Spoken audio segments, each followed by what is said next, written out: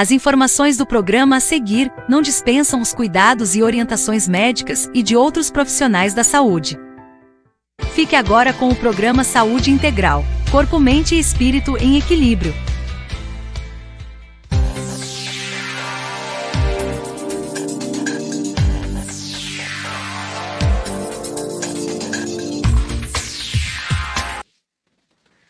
Fala aí, pessoal, tudo bom com vocês aí? É o seguinte, sejam muito bem-vindos aqui ao programa Saúde Integral, Corpo, Mente e Espírito em Equilíbrio. Eu sou o Luiz De Vitro, terapeuta, e nós estamos aqui na Rádio Fraternal para falar hoje sobre um palavrão. Por que um palavrão? Porque a palavra é muito grande. Sobe aí o tema, Jefferson, fazendo um favor, ó. É a psiconeuroendocrinoimunologia, tá? Então, a gente vai destrinchar essa palavra e explicar para vocês aqui hoje por que a psiconeuroendocrinoimunologia, na verdade, ela é a conexão entre o corpo, a mente e o espírito. Então, vamos sintonizar aqui todos juntos para tentar entender o porquê dessa palavra. Então, olha só, quando a gente chega e fala psico ou psique, a gente lembra do quê? De mente, né? A gente lembra da nossa parte mental. Por isso que tem o psicólogo, que ele cuida o quê? Da mente da pessoa. O psicanalista, ele analisa os processos da mente da pessoa. A gente tem o psiquiatra, que é um médico ali responsável também pelos distúrbios, desequilíbrios da mente, né? E aí, quando a gente vai para a parte que a gente fala assim, neuro. Então, psiconeuro. O que será que é o neuro? Então, neuro, né, lembra a palavra neurologista, lembra a palavra neurônio. E o que é um neurônio? Neurônio é a célula que tem lá no cérebro. Então, no nosso cérebro, nós temos células. E essas células se chamam neurônios, né? E aí é por isso que quando a gente tem o neurologista, ele analisa a parte ali do cérebro. Só que o neurologista, ele vai olhar a parte do cérebro mais do ponto de vista físico. E já o psiquiatra vai olhar a parte ali, entre aspas, do cérebro, da mente, do ponto de vista mais sutil. Então, se a gente fosse pensar assim de uma forma mais direta, o psiquiatra, ele analisa os distúrbios, os desequilíbrios bioquímicos mentais. E o neurologista, ele analisa os distúrbios, os desequilíbrios neurológicos.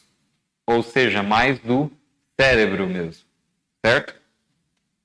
E aí, o que acontece diante disso? Que aqui é como se a gente estivesse falando, se a gente for pensar, de um computador. Por que eu vou dar o exemplo aqui de um computador? Porque Deus, né, fala lá na Bíblia que Deus fez o homem à sua imagem e semelhança. Não é isso? E então, vamos pensar aqui. Então, o homem, quando ele cria algo, ele também cria a sua imagem e semelhança. Porque é como se nós fôssemos mini deusinhos, né? A gente sabe que cada um de nós somos um mini Jesusinho em potencial, porque próprio Jesus nos disse que vós sois deuses, podereis fazer o que eu fiz e muito mais. Ou seja, todos nós estamos na fila para ser Jesus. Nós já somos um Jesus em potencial. Então, pensando desse ponto de vista, quando a gente cria algo, a gente cria, por exemplo, um computador. O computador, ele tem ali a parte física, que inclusive tem as trilhas que percorre ali a energia elétrica. E aí a gente tem a parte eletrônica, e a gente chama de hardware, a parte física, por isso chama hard, de duro, né? Aí a gente tem a outra parte que é o software, soft é leve em inglês. Aí o software é a parte leve, é a parte onde tem o processamento ali das informações, é a parte que você não consegue enxergar, a parte sutil. O hardware você consegue enxergar. O software você não consegue encostar nele, tocar. Você consegue ver como ele está pensando, raciocinando, na tela do computador ali devido à linguagem de programação, mas você não consegue tocar o software, beleza? Então é exatamente isso. Então qual é a parte, entre aspas, física da nossa mente?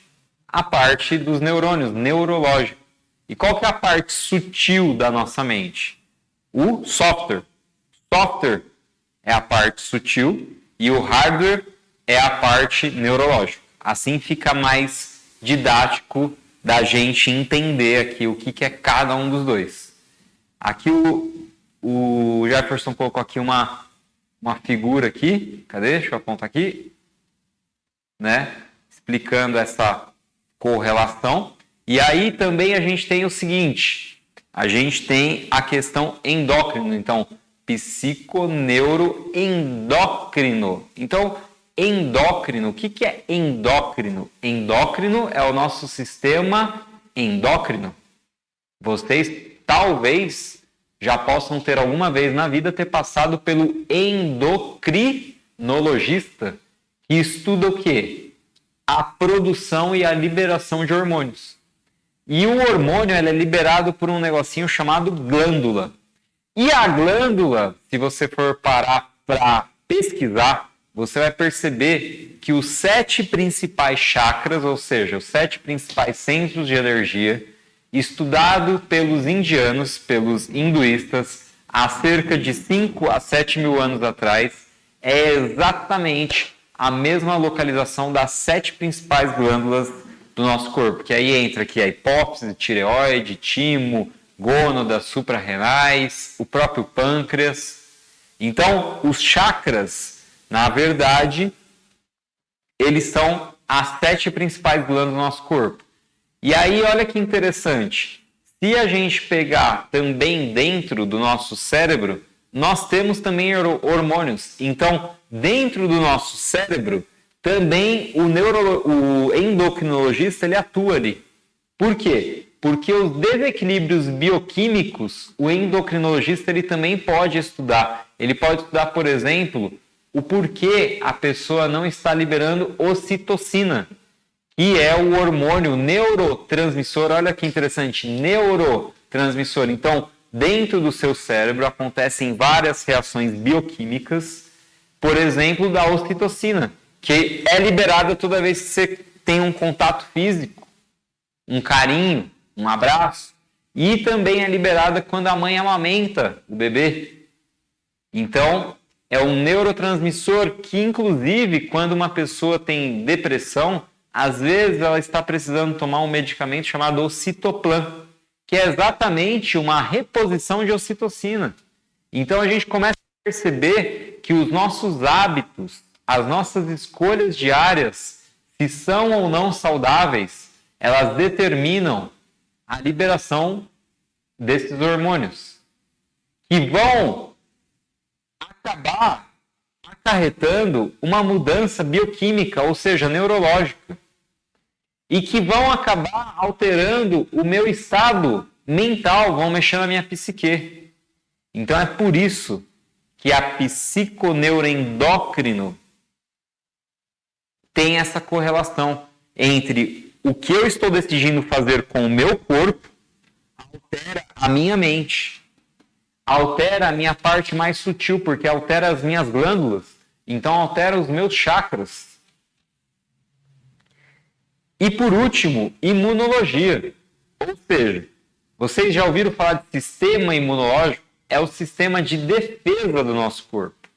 São os verdadeiros soldadinhos que protegem o nosso corpo. Então, esses soldadinhos, eles são responsáveis, por exemplo, por cicatrizar uma parte do nosso corpo. Eles também são responsáveis para toda vez que entra ali uma bactéria em contato com a nossa pele, ou com a nossa parte respiratória, ou com a parte nossa digestiva, tem ali os nossos soldadinhos, que são os leucócitos, que eles vão lá e destroem, por exemplo, o que precisa ser destruído. E aí o que acontece? Esse sistema, ele fica mais forte ou mais fraco, dependendo do seu estado emocional também.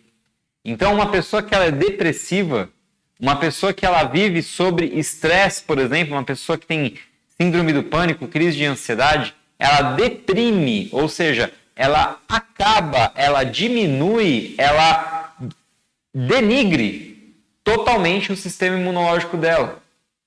Então, o seu emocional, ele altera a sua parte de defesa do seu corpo. Agora, vamos pensar aqui juntos. Nós estamos num programa na Rádio Fraternal, que é uma rádio espírita, mas é uma rádio que abraça aqui também todas as religiões, é uma rádio ecumênica. Independentemente da sua religião, você já deve ter ouvido falar de aura. É a nossa camada energética. Então, a gente está falando aqui que as escolhas que a gente faz todos os dias, elas alteram a espessura da nossa aura. Elas alteram o nosso sistema também de defesa propriamente físico, que é o sistema imunológico. Então, essa é uma correlação verdadeira e real entre o nosso estado emocional e a nossa parte física.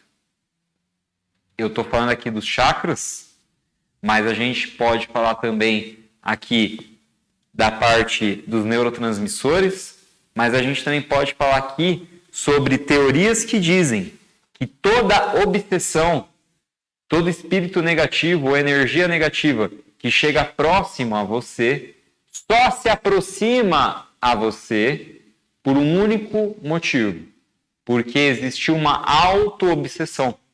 Então, toda obsessão, na verdade, ela começou com uma auto-obsessão. A pessoa, por si só, ela cria, ela abre as portas, ela entra na frequência do obsessor. Assim como também, cada um de nós pode criar, abrir as portas e se sintonizar com os nossos mentores, ou até mesmo com espíritos mais elevados. Mas tudo vai depender do padrão de pensamento e do padrão de atitudes, do padrão de ações, porque hoje em dia se fala muito sobre pensamento positivo, mas o pensamento por si só não resolve. Além de pensar, você tem que agir coerentemente com aquilo que você quer, com o que você almeja. Então, olha só, uma atitude no meu físico. Por exemplo, eu vou fazer uma caminhada. Essa caminhada libera no meu corpo serotonina, endorfina, por exemplo, que é o neurotransmissor que faz eu ter a sensação de que eu estou sentindo menos dor. Isso vai fazer com que mude o meu padrão emocional, com que eu sinta mais tranquilo, mais aliviado. E, consecutivamente, se está um obsessor perto de mim, ele vai querer desacoplar, porque não bate mais a frequência. Só que também, em contrapartida, percebam que existem circuitos neurais que fazem nós continuarmos sendo quem nós somos, ou seja, o nosso ego. Essas redes se chamam redes de modo padrão, que fazem com que a gente não tenha facilidade em mudar. E quem que deita e rola nessas redes neurais? Os obsessores.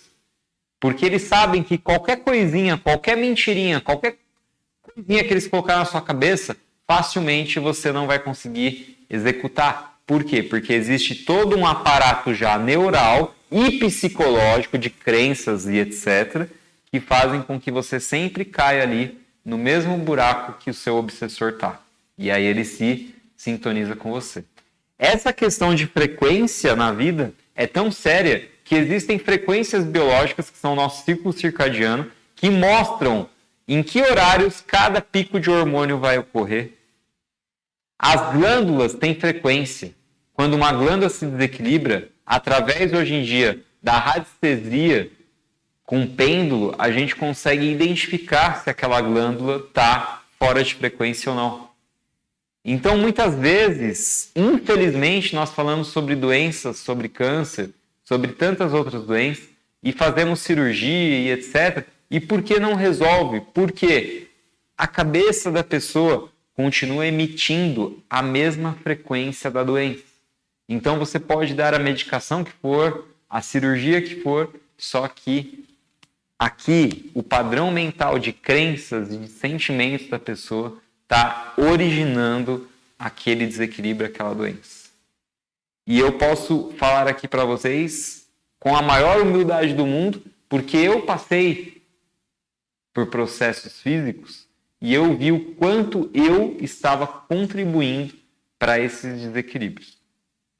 Então, eu gostaria que hoje vocês refletissem sobre toda essa correlação que existe entre o nosso corpo, a nossa mente e o nosso espírito, que essa conexão a gente pode explicar facilmente através da psiconeuroendocrino-imunologia, certo? Então eu gostaria de agradecer aqui o Jefferson, Amaro e o Ricardo pela oportunidade mais uma vez do programa de hoje, o nosso Reiki Fraternal, que é toda sexta às 8h30 da noite até às 10 horas da noite, desculpa, às 8h30 não, às 8 horas da noite, certo? E das 6h30 até às 8 horas, nós temos o nosso coral terapêutico lá na Holoclínica. E eu quero deixar também aqui um convite para vocês especial. No dia 22 de novembro, nós teremos lá na Holoclínica a peça do Mahatma Gandhi, que foi um grande líder espiritual e político responsável aí pela liberdade da Índia. Então, me sigam aqui, vamos conversando e eu tenho certeza que vocês não podem perder o nosso próximo programa da semana que vem. Tudo bem? A gente se vê na quinta-feira que vem. Um abraço para todos e tchau!